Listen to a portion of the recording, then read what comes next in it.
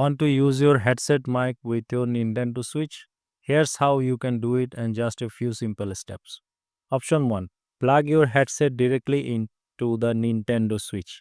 Use 3.5 mm headphone jack and top on top or USB-C port at the bottom.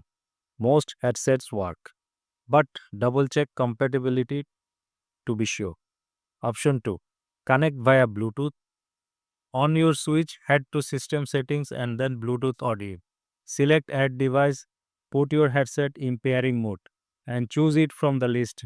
Easy. Option 3. Use a mobile device. Connect your headset to your phone and use Nintendo Switch online app for voice chat. You can even skip the headset and use your phone's built-in mic. And that's it.